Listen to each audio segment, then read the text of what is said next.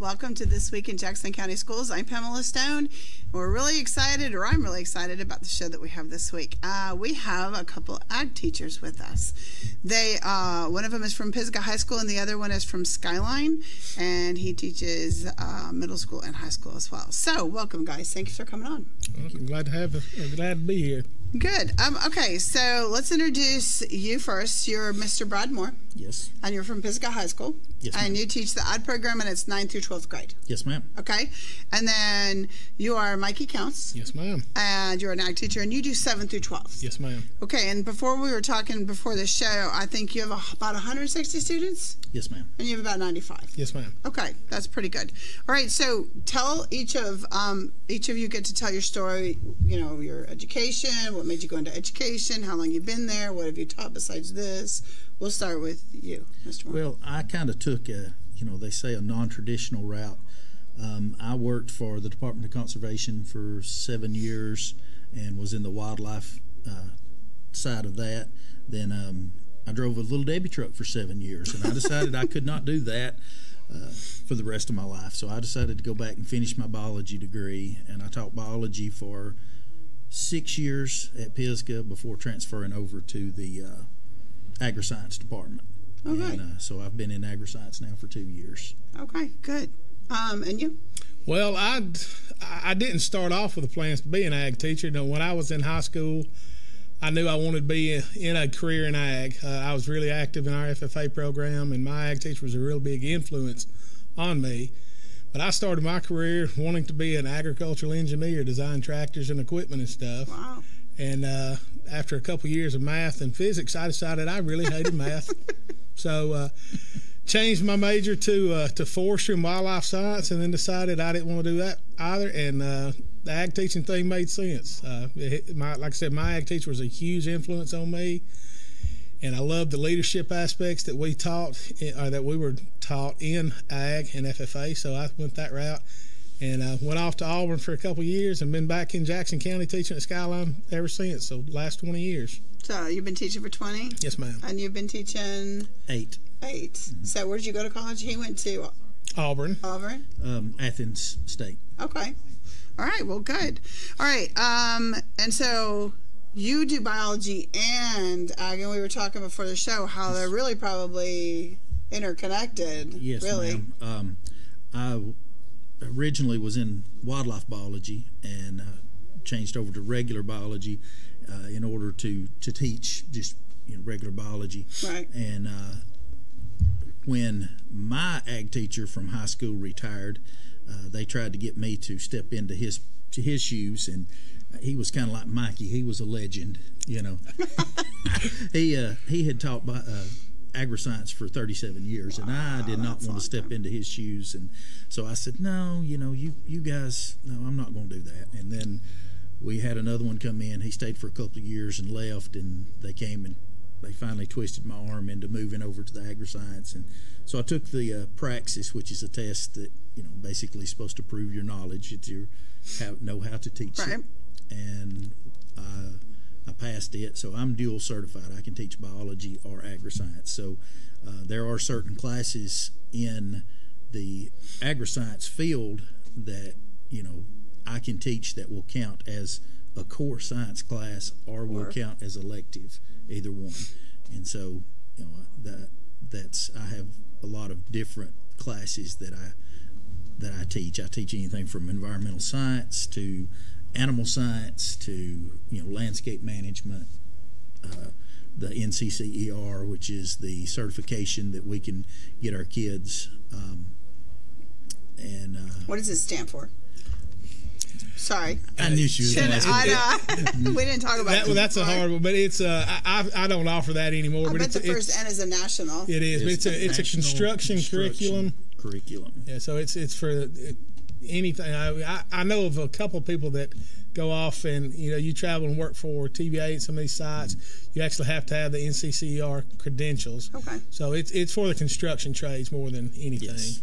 Okay. So. And as being certified for that, we can teach the core class, which is the safety you know, the industrial safety. Okay. And that's things that the kids need to know anyway when they're in your shop working with power tools. Stuff that we're already teaching. Right, This is just a way for them to have a credential in their hand to show that they have some sort of certification. So. Okay, and so what classes we'll talk about the actual classes that you teach, because I know you said you teach more than just a normal. What do you teach? Now, I'm on what we call a traditional curriculum. I teach basically our classes are Agri-Science 1, 2, 3, and 4. It's fundamentals, intermediate, advanced, and then an applied ag mechanics. But we also offer other courses too. Like I've taught a wildland firefighting course, and I might teach a straight up animal science or metal fabrication. It's just depending on, we're a small school, so I'm trying to get what can meet the needs of my students. So, and I might have the same class at 2 different periods of the day and teach them different because of the different students that are in there. So that would make sense. Yeah, you sort of tailor it to what you've got in the class. Right. Well, and I would assume you would tailor it, especially since most of your kids are going to go out and work in the community, to what your community needs as well. Yes. So, what are some of the ones you teach? Let's see. My classes change. You know, we have the first semester that ends at Christmas, and then after Christmas we change to a separate. But this semester I have landscape design, which is something that we do in the spring. I need that at my house. Come over and do that. A lot of parents like that one. Yeah, me. Yes. I have environmental science. I have agri-science, which is just kind of your basic catch-all. I mean, we touch on a little bit of everything with agri-science. So is that mostly ninth graders? Like is that like a well, beginning? that's where we would like to start them, but we can't. I mean, so I've got kids from 9 through 12 in that class. It just depends on what they need and what's available to them that block. Okay. And then last block I have animal science right now, which is one of the courses that can count as their core science or an elective. So. Okay. Or were you going to say something? Well, no, I was just touching on what he was saying. You know, with the way education is structured nowadays, the kids have a little more choice than when I was growing up. So, and we try to offer a lot of different things. And, you know, with, like you said, with the agri-science course, it's a catch-all. And you cover anything from welding and small engines and woodworking. And then as these other courses that I offer go along, they just get more advanced onto those. So the kids, if they can take those classes in a sequence. I was going to just say, so is that like the first class that they would take almost? It's what you want them to take, but it doesn't always work that way. So I've had students that take fundamentals after they've already had the third, what would be the third level class. Okay. So, in a perfect world, but we're not in a perfect world oh, come on. in education. Yeah. So. Well, but the good thing is that in like specialty areas like what you guys teach in, you guys have the ability to probably add or subtract based on what your needs are, what the community needs are, and things like that. So you can change it up for your students. Yeah. And one of the things about our programs is for our FFA, we have to have what's known as an advisory committee. And we have people from the community that provide input, and they sort of make suggestions as to what we do. Like at times we offered a straight up greenhouse class. Wow. There were several greenhouses in the community that might be willing to hire my students. So we had a full scale production 25 by 100 foot greenhouse that we did, and I had 1 or 2 classes at least every semester that's what they did. Right now, we're doing a lot of animal science. Last year, we raised a calf that was donated. It was an orphan calf that was bottle fed. The kids had to take care of it. They had kids that come up on the weekends and feed it. Right now, we're raising pigs and chickens. So we do a little of everything. Well, I don't know how you do it. I've never raised an animal. So, well, a dog and a cat. And my children, does that count? Well, yeah, I've had some kids that would count as animals. Yeah. All right. So I know the big thing that you guys talked about coming up is February 17th. Mm-hmm. So it's the National FFA, like it's a whole week of stuff going on? Yes. So is it like to get to the attention of all the other students who don't have your courses, or is it kind of for those who already have it to get them excited? Kind of what is it? Tell the audience what it is. It's both, really. Both. Yeah, Both? It really is. Okay. It's a way for our kids that are actively involved in it to showcase some of the things that they've done. We haven't done as well in the past with it, but you know, we have some pre-hashed out press releases that we could go to the radio stations and to the newspaper and do. But our newspaper does a real good job of promoting our programs. When we have our contests, we'll send pictures. They always put those pictures of the students in there with the contests and their awards. We do a lot of photo opportunities when we go to our conventions. We take huge group photos of our county FFA groups, and they're always going to run those programs. So. But, yeah, it is a way for us to get out our story as to what we're doing.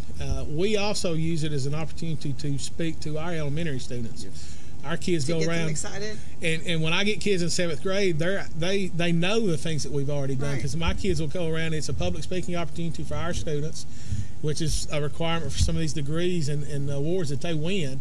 So we're killing a lot of birds with more than about 2 or 3 stones, really. Yeah, I mean, we're going at it pretty hard. We have feeder schools. We are a K-12 school, but we have 3 K-8 schools that are considered feeder schools. And during National FFA Week, we're going to take a day, and I'll take my 6 officers and then a few other select students, and we're going to these feeder schools to let my kids speak to the elementary kids about the things that we do and the programs that we have going and different things like that. And we also do some community service during that week.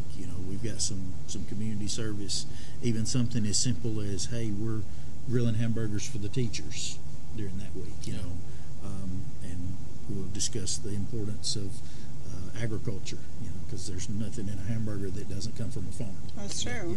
So. And another activity that we're doing on the Saturday, the 17th, that kicks off FFA Week, our students, and I think there's some more from another school, are going to be down at the local Tractor Supply, setting up, just helping people if they have to load out things, or just talking to the customers as they come in. And Tractor Supply does a big, they sell little paper emblems to help raise money, and it funds what they call their Grants for Growing program. So we can get extra credit on our grant applications for participating in that. We were the recipients last year of a $500 grant that helped us build our livestock pen that we kept our calf in. So. And you said you have almost 17 acres? We have, pretty close to 17 acres up at school. We don't have all of that fenced in. Okay. We're slowly, as we can get some money or some supplies donated, we're going to fence in as much as we can. Okay, community, they need money. Come on, start calling. Yeah, y'all know me, guys. Come see me and bring some. I'll take fence posts. It's a tax write-off, right? There's no reason that they shouldn't. But our livestock program has been. We just added it in the last year or two, and it's been a big program. A lot of our kids love it. Each class has a pig that they're responsible for. Yeah, that's what you were saying. So every student, how many pigs are there? There are 4. We actually did lose one. We had 5 to start with. So my 8th graders, they don't have a pig, so they have to take care of another one. But they have to weigh them. They're responsible for feeding them, checking on their health, and making sure that they're growing. And we do some math and science. Who cleans their stalls? Well, we've got a big pen outside. We're not having to clean those right yet, but when we move them to the big pasture, we'll have to do a little cleanup there. So. All right, and just for those who may not know, I forgot to say this in the front. Tell them what FFA stands for. Well, it's Future Farmers of America. They look at each other like they don't really. Well, we're trying to figure out who's going to talk. We're both talkers, so. But it is national. Our organization is called the National FFA. We are still the FFA, Future Farmers of America, but farming is not all we do. So you were asking a question earlier about the computer applications. We teach things about marketing, transportation, processing, any aspect. That's really part of it, because if you don't know how to sell your stock, your livestock, what good's it going to do? How do you get it ready? How do you, market it? I mean, I would think, how do you keep track, like you said, a spreadsheet to keep track of their weight? Record keeping is huge. I mean, there's so many things, how to collect the money, how to save money, how to purchase something. I mean, there's so much. That's my end, is the business side. And the business end, the record keeping is very, very important. And there's an old adage we've had for years that says, we're not just about sows, plows, and cows. We teach a little bit of everything. That's a cute thing. So, but I mean, it's true. Brad especially. Yeah. And you don't have any property. No, ma'am. We do not have any property there available at the school. We do have some property there next door to the school that we are working on a lease for a school garden this year. We have an after-school program at our school called the 21st Century program, and we will be carrying those kids over after school and doing some work in the garden. Plus, my students will be working in the garden a lot. And we'll probably have about an acre, so it'll be a pretty good size, and we'll have, many various vegetables and different types of crops and stuff that we grow there. So sounds good. I'll have to eat some. We're going to take a break. We'll come right back and we'll finish talking. We'll be right back. Get that next new-to-you vehicle from Rayburn Cloud at Cloud Auto Sales, Alabama Highway 71 in Higdon. Right now, check out an 08 Nissan Rogue SL. Real nice, one owner, just $5,995. How about an 05 Ford Explorer 4x4 with a big V6, only $4,995. Or an 07 Buick Lucerne, real nice, leather and chrome, only $5,995. Visit Cloud Auto Sales on Facebook right now for the latest inventory at Cloud Auto Sales, Alabama Highway 71 in Higdon. 597-3273 for Cloud Auto Sales.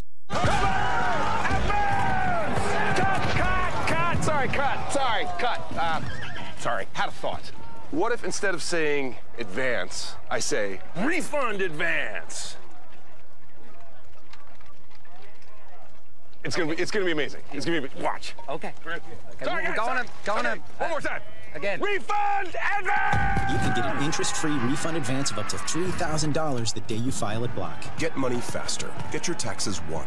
Attention outdoor cooking fans. The Appliance and Outdoor Equipment Showroom at the Upper Sand Mountain Gas District is a gold dealer of Big Green Egg products. The Big Green Egg is miles ahead of anything else. State-of-the-art ceramics, a wide range of easily adjusted cooking temperatures, a stainless steel cooking grid, and a permanent porcelain glaze to preserve that signature green color. It's a grill, it's an oven, it's even a smoker. The most versatile cooking device ever. Truly the ultimate cooking experience. The Appliance and Outdoor Equipment Showroom at the Upper Sand Mountain Gas District is the largest supplier of Big Green Egg products between Memphis and Atlanta, carrying a complete line of products including rubs and sauces. Free 60-day layaway with 10% down, plus 90 days same as cash, and financing is available. See us today on Sand Mountain. Take I-59 south to the Hammondville exit, right on Highway 117 to 21620, Highway 117 in Ider, or call 256-687-9386 to learn about the Appliance and Outdoor Equipment Showroom at the Upper Sand Mountain Gas District. Georgia Northwestern Technical College is now accepting applications for classes. We offer programs in business, health, industrial, and public service at 6 campus locations with financial aid options as well. Take day, evening, or online classes to get your degree, diploma, or certificate. Apply now. Drop by one of our campuses today or check us out at gntc.edu. Georgia Northwestern Technical College. Get focused. Get hired. I'd be doggone if I wouldn't work all day. Everything going out of my head. I keep on dancing for sweet little Sheila. You'll know her if you see her. Blue eyes and a ponytail. Her cheeks are rosy. She looks. Hello, I'm Ben Cagle. Don't miss Downbeat, the best of the 1960s. Saturdays, 1 o'clock on the Big Jet Fly. All right, welcome back. If you're just now joining us, I'm Pamela Stone, and this is This Week in Jackson County Schools. So next to me, I have two gentlemen. It's Mr. Moore and Mr. Counts, and they are both the ag teachers from Pisgah High School in Skyline. And Mr. Counts is all the way down there. Thank you guys for coming on. This is Mr. Moore. And you do 7th through 12th grade, yes, and you do 9th, 10th, 11th, and 12th, just mainly high school. Yes, so, yes, all right, and we've been talking about FFA as Future Farmers of America. They have lots going on, competition. We were just talking about that they're going to have National FFA Week, so they're doing a whole week of stuff to get the word out, to get kids excited, and I guess probably some of the community service that goes along with it, right? I would guess it is all. We have an FBLA week too, which is what I do. So what are some things specifically? I know you talked about, are you going to grill out one day where everybody comes, or like, so how many days? Do you really do the whole weekend, or do you just do through Saturday, or what do you do? I mean, like, what are the days? Are you guys do it together or separate? Each school has their own little separate activities. Like the first, we're doing something Monday through Friday each day. Okay. Monday is actually a teacher work day. Our students don't have to come to school that day. But my officers, bless their hearts, are coming in anyway to serve coffee to the teachers as part of their community service for that day. And then Tuesday, we are actually taking part in a meet and greet, where we will travel to Albertville High School and meet some of the national FFA officers and some of the national FFA personnel. Then Wednesday we're traveling to our feeder schools, like I spoke about earlier. Right. And then Thursday we're actually staying on campus and visiting with our elementary kids. Okay. And then Friday we're going to have a cookout for the FFA members and for the teachers there on campus. That's good. Yeah, and we do similar activities. We usually have a theme for each day. Okay. So a dress-up day. We're actually meeting next Tuesday. We have our regular monthly meeting next week, and the kids get to decide. So they have to decide in the meeting through parliamentary procedure and decide on what activities they're going to do. And we vote on them, and then we have those throughout the week, and we'll take pictures and usually have a section in the yearbook from dress-up day for FFA week. So how do they dress up? Well, we might farmers? have Farmer Day. We try to have it as an agricultural type theme. So it could be one of our big ones is Farmer / Cowboy Day to talk about, the farmers, livestock producers, things like that. We might have a Camo Day to recognize the importance of the environmental science aspect of what we teach. So we try to theme it according to things like that. We've even had for the ag mechanics side, we've had a drive your tractor to school day. We didn't have a big participation. But how many tractors?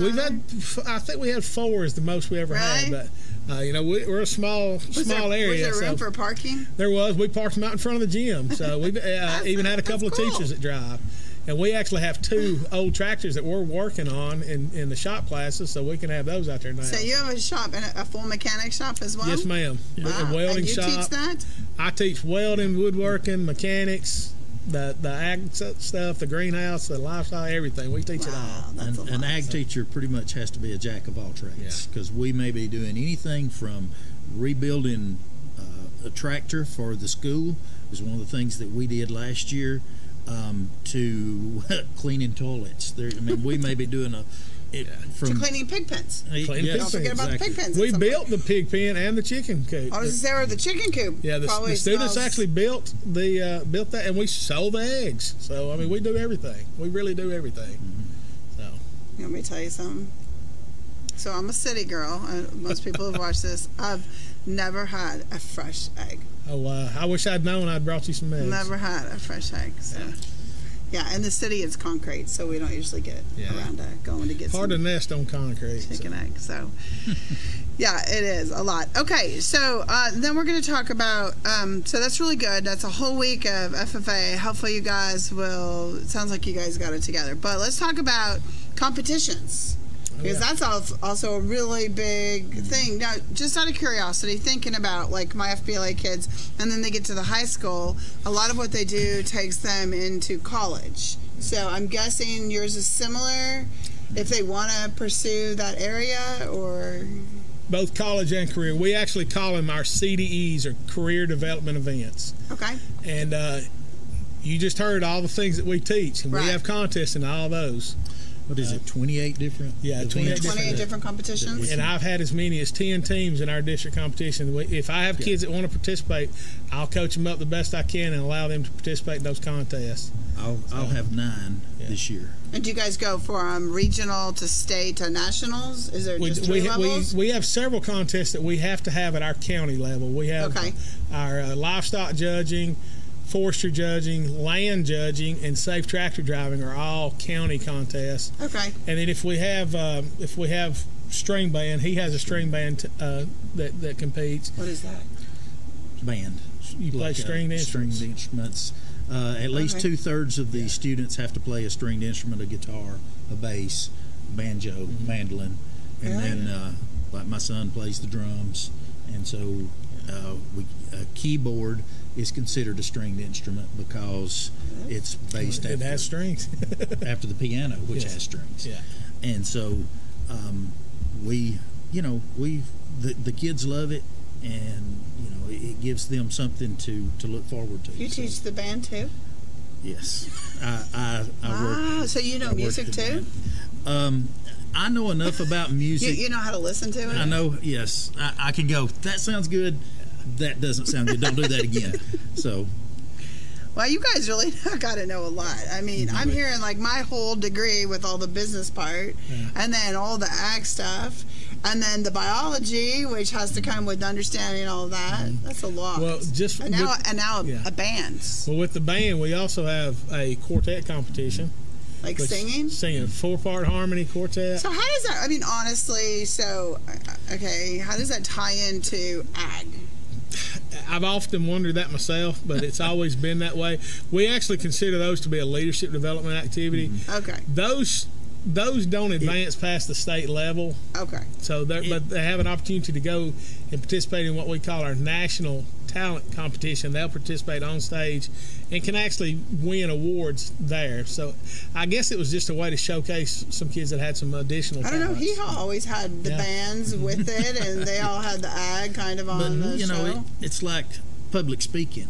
It takes a lot of guts to get up and speak. Well, it takes a lot of guts for these kids to get up, and of course, some of mine have played on much larger stages than the FFA. Some of mine have played at Riverbend and some of that stuff. So, but it still takes a lot of guts to get up in front of their peers and play and perform. I mean, that's true. And they have to do public speaking because part of the thing that they judge them on with the string band and the quartet is their stage presence, their presentation. Someone has to speak, introduce the group. So there are those aspects that he talks about. But like you said too, we have public speaking contests.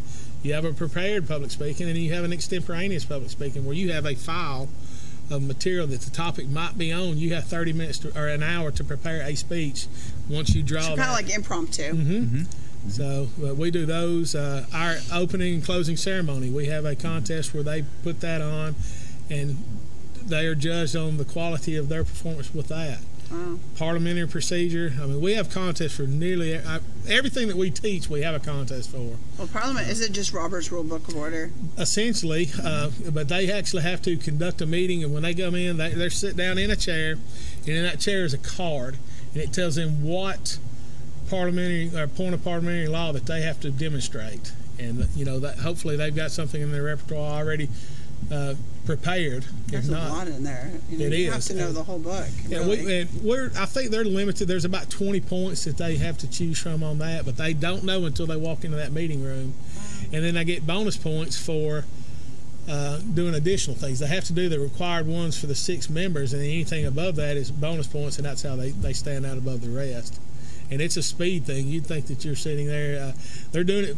It's timed, but as many things that you can get in, as many points as you can get in that certain amount of time.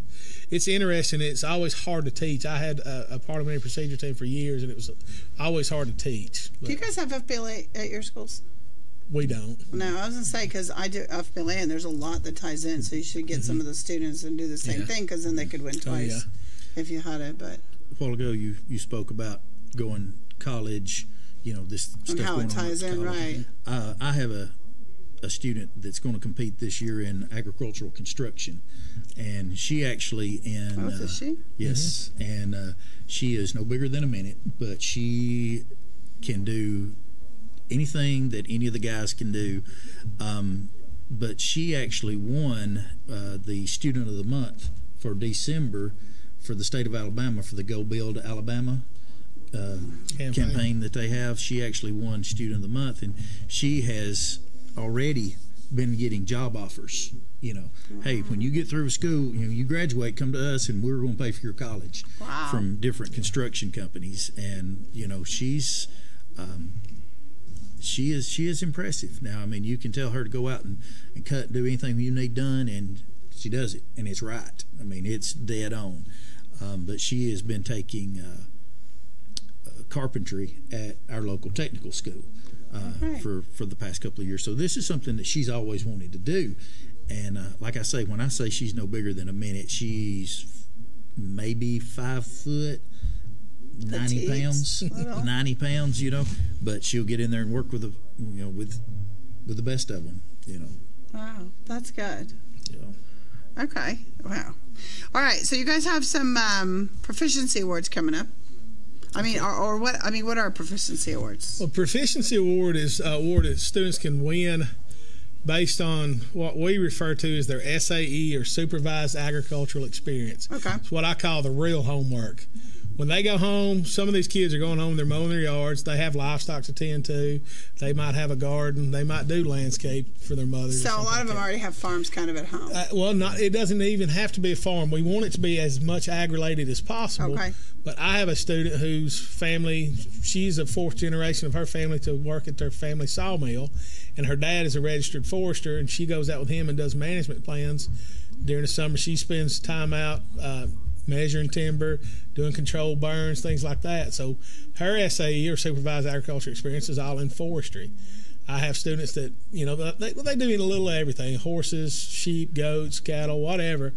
But if they have enough hours or earn enough money, they can earn these proficiency awards at the state level. I've currently got, I think, between about 8 or 9 kids, I've got 15 applications that they're filling out. And we win 3 or 4 banners a year at the state level. So is it kind of like on-the-job training, basically? It is, really. It's on-the-job training. I tell my kids that it's something that they can get school credit for something that they're doing outside of school anyway. Yeah.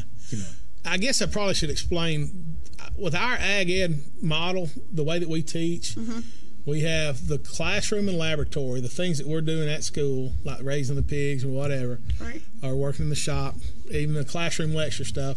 And we have a second ring, it's FFA, it's the leadership aspect of what we teach, the competitions. And then we have the third ring, which is SAE, or Supervised Agricultural Experience.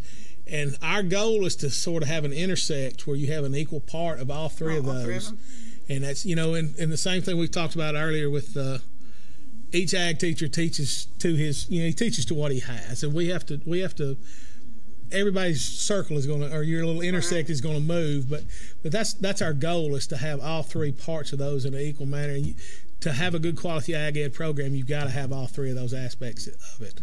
To complete I would think so. And that would make them more marketable in the real world. It does. And when they're going to college. Yeah. I would assume. All right, we're going to take a quick break, guys, and then we'll be back in just a minute. Can you gig it? Oh, yes, you can. We know you've been waiting for a long time, and now Tennessee Valley Net is bringing it to you. Gigabit internet service now available in certain areas of Dade County. Not just fast, super fast internet service now available from Tennessee Valley Net. People are talking, I mean really smiling, about gig speed internet available in limited areas from Tennessee Valley Net. Call today at 706-657-4367 or log on at tvn.net and see if gig speed is available where you are. We know you'll gig it from Tennessee Valley Net. Come enjoy pizza for lunch or dinner in a family-friendly atmosphere at Stevie B's Pizza in Fort Payne. Enjoy the buffet and salad bar anytime, or have a specialty pizza made to order. At Stevie B's, take advantage of 2-Stamp Tuesday for adult and senior buffets, and Thirsty Thursdays when drinks are free after 4 p.m. Take out any medium pizza weekdays between 2 and 5 for just $4.49. And on the weekends, take out any 2 large pizzas, just $14.99. Book your parties now by calling Stevie B's at 256-979-1234. Stevie B's Pizza, 2200 Galt Avenue North, Fort Payne. Paul Feinbaum, you tell it like it is. This is the SEC. SEC. Well, they ought to just play one more line, but whoever wins, the other team just have to get out. Don't even play football in the SEC no more. You realize Alabama lost to Auburn last year, don't you? Oh, yeah, I laid in bed 2 days after that. The Paul Feinbaum Show, weekday afternoons 3 to 7 on News Radio 1420 and 106.1 FM KWN and Chattanooga's News Talk 97.7 KWN. The Dade County school system continues to put the safety of students first. That's why the Love the Bus Elementary campaign rolls on. Love the Bus is designed to teach students the importance of safety, respect, and proper bus etiquette. As we continue to enhance efforts of safety for our students, we'd like to have you as part of our team. If you're considering a career as a bus driver, call the Dade County Schools Transportation Department at 706-657-7053 today. Part-time hours with full-time benefits as a bus driver for the Dade County school system. Hi, my name is Ricky Talafero. And I'm Walt Moffett. We're with Harris Hoffman Law Firm, and we've been representing people here in the North Georgia and Trenton area for more than 40 years. And we're glad to announce that we're opening up an office here in Trenton. And we'll be handling cases such as workers' compensation cases, bankruptcy cases, Social Security cases, as well as civil and criminal cases. You don't have to go to Chattanooga or Fort Payne for your legal matters anymore. We have an office right here now.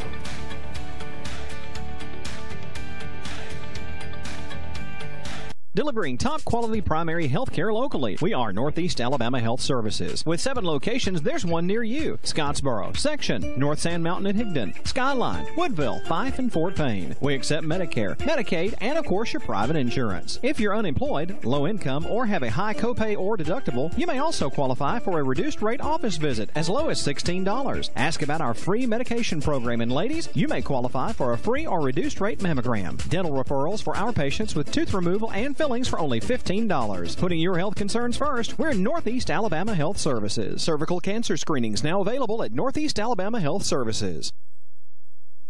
All right, welcome back to This Week in Jackson County Schools. If you're just now joining us, we are talking to a couple ag teachers from Pisgah High School and Skyline, and we are learning all about agriculture today and so many things that they do. They learn or teach the kids all about the business aspect, the computer parts. They go to like local competitions and then regionals and then state and nationals. You guys have a lot of levels. We do. So we just got to talking about the fact that you got some proficiency awards. Now, was it called a SEC? SAE, Supervised Agricultural Experience. So it's really like on-the-job training for the kids, and then they have to come back and say, okay, I've really done this underneath, almost like if you were going to become a doctor, working underneath a doctor. Yes. Learning how to do it. And then we talked about you raising pigs, or your kids are raising pigs. This is Mr. Moore and Mr. Moore and Mr. Counts that way. Sorry. All right. So you have other things, but we were talking about your actual state competitions. Winter state. Have you already done regionals? No, our district contest is the April 20th. Oh, so you haven't done. So you're later. We've not even done some of our county contests. Wow. So when is state? A state is in June. It's like the, so it's in the middle of summer. First full week of June. June 7th, I think. Yes, June 7th. And where is state? Just out of curiosity. Montgomery. Yeah, the contests are in Auburn, and then the actual convention's in Montgomery. So. And then you have a nationals. When's nationals? October. The last week of October, and it's in Indianapolis. So you guys are coming back, and you're still on last year's competitive side. So if we have I've got seniors that are competing in different things this year, and they'll have to come back. They'll graduate on May the 24th, and then they'll go on their senior trips, and then have to come back and come. What happens if they're in college? Does that ever happen? I've had that several times, and even with national convention, because some of those kids getting awards have been in college for a year or two. I had a student. Yeah, I had one this year that went with us to get his American FFA degree, and he's a junior at Auburn. Really? But of course, we have a big ag ed program through Auburn, so all I had to do is his professors excused it. But Northeast University or Northeast Alabama Community College is real good. I'll call the dean and say, hey, these guys are getting awards for their high school work. Would you excuse them? They're good to work with us. That's pretty cool. I didn't know they went on. It's kind of a backwards. Yeah, we're year round. So. All right. So, and then we talked about merits. What do the kids earn merits for? Well, we're talking about in Alabama, we have what's known as a CRI. Right. It's a career readiness indicator. That is actually how part of our schools are judged on their statewide report card that just came out. So go Vikings. We were #1 in Jackson County. I have to brag on us, but he's don't need to talk about that. Well, they did good too, but we like to gig each other. We're very competitive against one another, but we're all friends at the end of the day. You said there's 6 of you, right? Yes, ma'am. Across the county? Yes, ma'am. And then Scottsboro City Schools has 2 ag teachers that we all compete together. So even though they're not in our district, we're still doing everything together. Yes, ma'am. But so those are, like we mentioned with the NCCR, that's a career readiness indicator. We offer beef quality assurance, which is a safe animal handling credential that they can carry with them. How do they learn that? Well, I mean, how do you know? I can't even tell if my steak from the grocery store is good. We with the BQA, it's actually an online program through the National Cattlemen's. Okay. And they have to take modules online, and then they have to test out. So all we are is facilitators for that program. Okay. So they just They have to earn proficiency on those of a 75 or above. Do they do this during your class, or do they just come in between, like, It's part of our class. Mm-hmm. So really, you have, I can only imagine walking into your classroom, you got 15 kids and 15 things different. It could be. There are days when I will have 2 different groups in my classroom working on something, and then I will have 2 different groups working on 2 different projects in the shop, and I literally just everything, keep your safety glasses on, are y'all working? Make sure that they're working, and I'm just bouncing, and so it's never a dull day. We never had. Do you ever have a dull day? I've never had a dull day. But on the other hand, I would think for the most part, you guys also have a really great advantage. The kids that are there are because they want to be. For the most part. For the most part. I mean, you're going to have every once in a while. You're going to have a kid that doesn't want to be anywhere. That's true. And that's true. But for the most part, most of my kids, when they show up to class, they understand.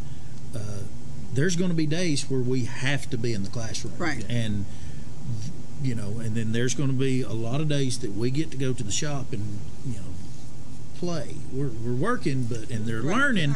But to them, it's not like sitting in an English class or something.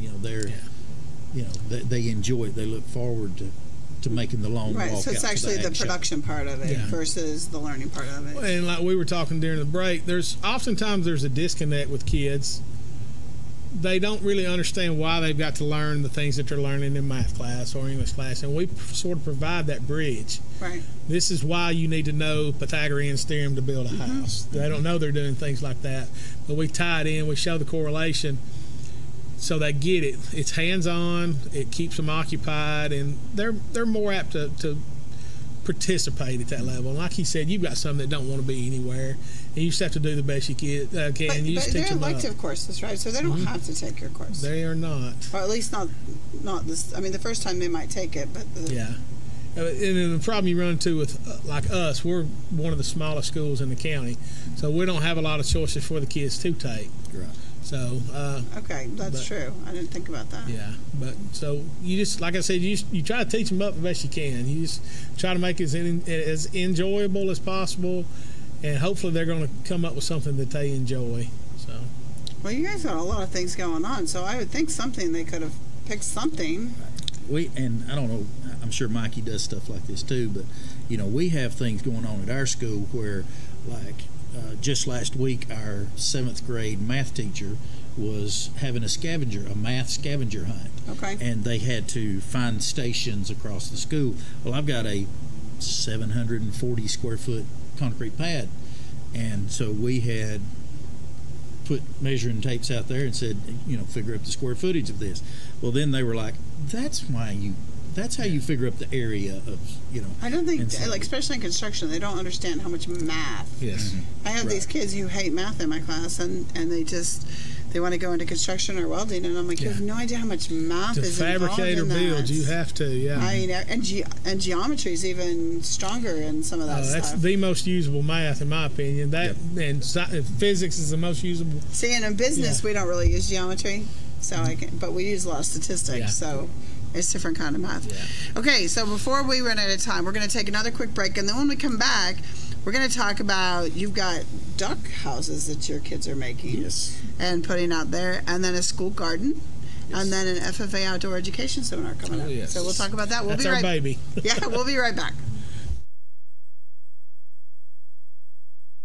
When you or a loved one is facing a life-limiting illness, hospice care may be the answer. At Tapestry Hospice, the patient is the focus of our care. We are here to serve you and facilitate your wishes. Tapestry caregivers are concerned with managing your pain, keeping you in touch with your physician, and helping you make plans for the future. Hospice is life-affirming, and Tapestry Hospice can help you deal with all aspects of life, mind, body, and soul. Call Tapestry Hospice for more information. 706-383-8812. That's 706-383-8812. Tapestry Hospice. Redefining hope. This is Roscoe Peak Coltrane. Owning all points bulletin on Comfort Gallery in Kimball. See, they must be up to something. Their trucks are all over. You just, that's very suspicious activity. Ooh, I love it, I love it. Possum on a gun bush, Sheriff. Gary and all them just good old boys having a big sale, and they deliver free of charge. Enos, you dipstick. There's no way they're delivering that much furniture. You just, their trucks are everywhere. It's because of their great prices and service, Sheriff. They have catnap recliners for $269, new queen mattress sets $299, king size mattress sets $399, memory foam pillows $19.99, queen size chairs, sleigh beds $299, lift chairs and adjustable beds also on sale. Enos, will you hush? I heard all that. I love it, I love it. Check out Comfort Gallery Mattress. And they're having a big sale. They offer free delivery and setup. 6 months same as cash. Ooh, free 1-year layaway and even a no credit check payment plan. I love it, I love it. They're open 7 days a week and accept most major credit cards. Dude. All right, Mr. King, how do you know the defendant? You much prettier in person, to be honest with you, pretty. Sir, we are not in the club or a bar. Talk about your case. If you lie to me, you will lose. If you try to perpetrate a fraud on this court, you will be held accountable. Do not interrupt while I'm ruling. Judge Faith Rules. Back-to-back episodes every morning at 10 a.m. Eastern, 9 Central on KWN-TV. Citizens Tri-County Bank, the only community bank Marion Countyans will ever need. At 402 North Cedar Avenue in South Pittsburgh, 4765 Main Street in Jasper, and at 14087 Highway 28 in Whitwell. Providing the highest standard of customer services with a personal touch. Our associates can help you with personal loans, personal lines of credit, a variety of mortgage loans, and more. And we offer real-time internet banking too. See us in South Pittsburgh, Jasper, and Whitwell today. Citizens Tri-County Bank, the only community bank Marion Countyans will ever need. Member FDIC, equal housing lender. The Moore family name has built a legacy of trust, compassion, and peace of mind by standing with families during time of loss. Now in our 70th year, the Moore family commitment grows even stronger, from affordable, traditional services to cremation. Our experienced staff stands ready to follow through on you and your family's wishes. Since 1945, the Moore family of funeral homes, North Sand Mountain and Trenton, always dedicated to those we serve. All right, welcome back to This Week in Jackson County Schools. I'm Pamela Stone, and we have been talking to a couple ag teachers. And they are from Pisgah High School in Skyline, Mr. Brad Moore, right here. And this is Mr. Mikey Counts. So we're so glad you came. I've learned so much about ag, more than I ever... I mean, we have an ag teacher that's new to us last year, and I've had a few conversations, but nothing.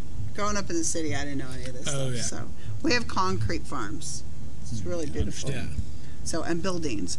Anyways, so let's talk about some things that we definitely want to get into. So, you have an, you guys, your kids are making duck houses. Yes, ma'am. We won, over the last 2 years, we have won $7,400 worth of grants to build wood duck nesting boxes. And it has to be made out of a special material. It's pretty expensive. It costs us about $40 a board. And then the kids learn all about the construction, the maintenance, the biology, the ecology of the wood duck, and then they carry these wood duck boxes. Some of them carry them home, put them on their ponds on their farms, and then the Alabama Department of Conservation will be getting somewhere between 80 and 100 of these boxes, but by the end of the school year we hope to have about 160 of these boxes. And do your kids go put them out in the community? They can. Okay. Or do you sell them? No, ma'am. No ma'am. We never have sold any, just because we got grants to pay for it, and I want to get them out and get them used. Yes. And they're houses for ducks. Yes, ma'am. Just making sure I understood that right. Yes. Okay. All right. Too bad. I wish I would have known. We should have gotten a picture of it. That would have been. I didn't think about it either. So, all right. And then you have a garden. You're starting a school garden coming up. We have a landowner there across the road from the school who is leasing us a 1 acre plot, and so we will be carrying kids from kindergarten all the way up. Well, probably pre-K, all the way up, and doing different things with them, letting them actually get in the dirt and get their hands dirty. So that'll be fun for How them. many? Do you already have the vegetables or whatever No, you're ma'am. picking? Do you know? That's one of the things. My agri-science class, we will actually go in and measure the spot, and they will plan it all out, and lay it out as part of their. And are they going to do before we leave for school, or and then somebody has to come during the summer? I'm guessing and take care of it. Yes, my officers will be. So you're going to work all summer long to make sure that the garden's really watered? We work all summer. Okay. Do you get extra pay? Well, we have an opportunity to fill out for a grant. I'm actually on an extended contract. I'm a 10-month employee, but the rest of our guys are 9-month. But our state has an extended contract grant that allows us, and it allows us to get travel money too to pay for because we still have competitions during the summer. We have different events. We've got a lot of hours of continuing ed that we have to keep up on, so that helps us a little bit. Wow. So, yeah. That's a lot. Yeah, it's a 12-month job, really. Yeah, it sounds like it. Okay, so we're going to talk about FFA Outdoor Education Seminar. So tell us about that. Okay. I guess I will. I'll take that one. This is our baby. We love this program. Is it a countywide or is it just your school? It's countywide for all of Jackson County and Scottsboro City schools. Last year was the first time in a long time that we'd had every school participate. We'd had some changes in the ag teachers. You have old ag teachers retiring, new ones coming in. So there's a little bit of a transition period, but we're fortunate to have everybody participate at some level last year. But it's a 4-day long seminar. We rent out the lodge at Camp Maranatha, and we treat them like kings. I mean, we keep them busy. They're going from, we start breakfast. We start serving breakfast at 7 o'clock. We're up at 6 o'clock. The ag teachers all take turns cooking. And we cook well for these kids. We feed them because we want them to come. It doesn't cost a dime for the kids to come. Where do you get the money for it, though? Our county career tech director provides some of the funds, and then we also have our Jackson County Farmers Federation sponsors half of it. They're a huge asset for us. So you guys don't have to do fundraising? Not for this program. Not for this program. Yeah. The rest of them, yes. You do fundraising. Okay. The kids come out with a T-shirt. And they might be sitting in a listening to a guest speaker at 10 o'clock at night, and they're just as attentive. I mean, they go all day long. We have field trips. We carry them on bus to certain places. How many days are they there? 4 days. 4 days. Mm-hmm. So 3 nights and 4 days. And it's when I say we're proud of it, I mean we really are proud of it. This is the 23rd year. So it started before I started 20 years ago, and I was really upset when I came back from Auburn because I grew up in Jackson County FFA, and it started while I was going to college. So I'm like, why didn't we do this before? Not fair. That's what I told them. It was a standing joke for a little while, but I mean, and a lot of our ag teachers that helped start this program still come back and participate. Oh, really? Some of them come back and present, and some of them will just come back and hang out with us, and let them. We always try to.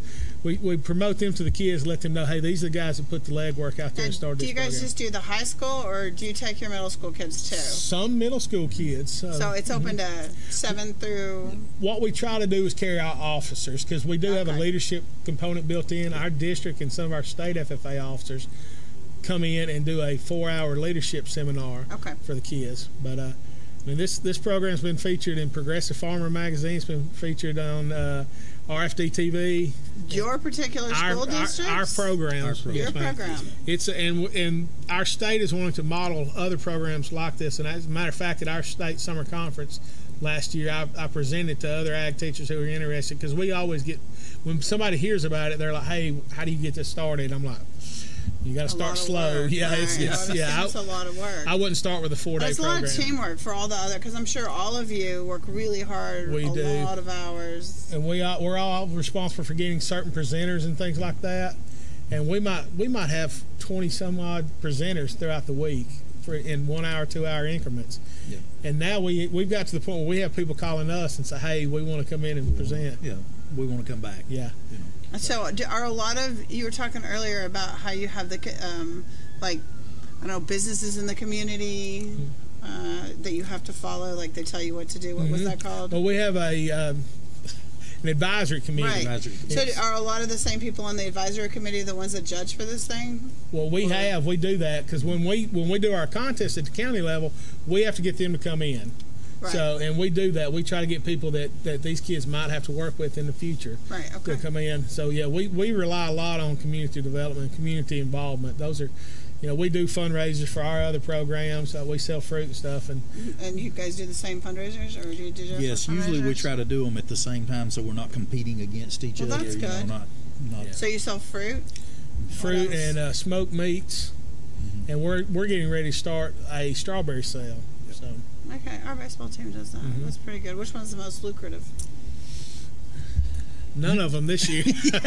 I guess we probably made more money with the smoked meats, but do you smoke it yourself? No, man. We purchase from a company that's already done. They do the marketing. The kids have to go out and sell it. They provide the brochures and stuff. So. Okay. I never had any of that. Sounds good. I mean, I've had strawberries. Yeah. Just to clarify. Okay, and you guys, I guess one of the last thing is that it's almost like a conference when the kids go to. So they're listening to a guest speaker. Do they get anything like an award at the end? Like in competitions, they come out with an award or something. Well, okay. We always have a competition. You can't put a bunch of ag teachers together without competing. But are there any female ag teachers? Just out of curiosity. We don't have any in Jackson County, but there are several. There's several across the state. Are there? Yeah. Okay. And in other states, there's more. We just don't have a high percentage of female ag teachers in the state. But, okay. But we have, at this conference, it's male and female. So, but we do have a shooting sports competition. The state Game and Fish Department comes out with their conservation shooting sports trailer. Like a regular gun or BBs? Or? Yes, we have 22 rifles. We have muzzle loaders. We have archery range, and we have shotgun where we're shooting skeet. What is a muzzle loader? The old traditional loaded from the dangerous end. Oh, okay. Musket. That's what I was just saying, like a musket. Yeah. Okay, I know what that is. So we give a top gun trophy for the male and female. So, and then that's about the only competition there, because this is just a time for us all to bond. These guys are they're gonna compete against one another throughout the year, but we want them to have good relationships. So they develop good relationships. They're real good friends. And how many people on average go? Students? 35 is what we shoot for. 35? That's quite a bit. It's for about 6 of us to manage, or 7 of us. It gets to be which they're good kids. We do a good job of picking who we know what they're going to be capable of, and so I don't think that last year I don't think we had a single. I mean, not even a "Hey, what are you doing?" type of moment. They were all just well behaved, and I'm not just talking about just my kids, all the kids. I don't think we had any behavior problems at all. And it's a collective effort too, because like his kids, we can all get on to his kids. Everybody can get on to my kids, and we train these kids to when they have a guest speaker, we want them to go up and we want them to say thank you, shake their hand. Yeah, these guys are committing their time at no cost, right? And they're putting their effort into it, so we want them to acknowledge their effort and what they're doing for us and for them. Part of that's just the leadership aspect of it too, and it's just a common respect. It is, and so that's one thing that I really harp on my officers about. I don't care where they are. If someone is taking the time to speak to them or whatever, you stand up and you go shake their hand and thank them for their time. And do they have to dress up? I mean, rather than dirty jeans at all? Or not at this conference, because they're outside, and they might be outside running a compass course. Okay. But in competitions ever, do they have to? Well, I make my kids wear a certain thing. They have to wear our team T-shirt and usually blue jeans, and most of us are like that. String band has to wear what's considered FFA official dress, which is the official corduroy coat, a button down with a tie, with FFA tie. Oh wow, a tie and a jacket. Black pants, black socks, black shoes. So that's really dressy. Yeah. And and that's the same attire that our kids wear for FFA meetings too. Yeah. So meetings? For meetings. If you come to my school for our FFA meeting, my officer team is in official dress. Really? Do they wear it all day, or do they change at the end of the day? I've had some that do, but most of the time I let them change. I don't make them stay. Okay, I was going to say, mine would not ever want to dress up. Well, FBLA does that. They have to be in FBLA dress, and it is professional business dress. So I think that's good for the kids, because in real life, there's times where you really have to dress up. It instills pride in them, too. And it's, like, none of my kids had any idea, none of my boys had any idea how to tie a tie, and I was like, YouTube. Oh, you didn't teach him? Well, That's how I learned was YouTube. Yeah. I use YouTube a lot, especially in the shop. We have Wi-Fi in our shop. If we run into a mechanical issue, we pull out laptops and we. Oh yeah. Internet's a lifesaver. It is amazing. It keeps us from having to buy teardown manuals on everything that comes to the shop, too. That's true. All right, guys. Well, time is up, but I've learned so much. Thank you both so much for coming on. It was super interesting, and I wish you the best of luck and your week next week and all your competitions. Oh, yeah. Thank you. We're looking forward to it. Thank you. So maybe we'll get you back and you can tell us how you did. Sounds good. All right. Thanks for coming on. We will see you next week on This Week in Jackson County Schools.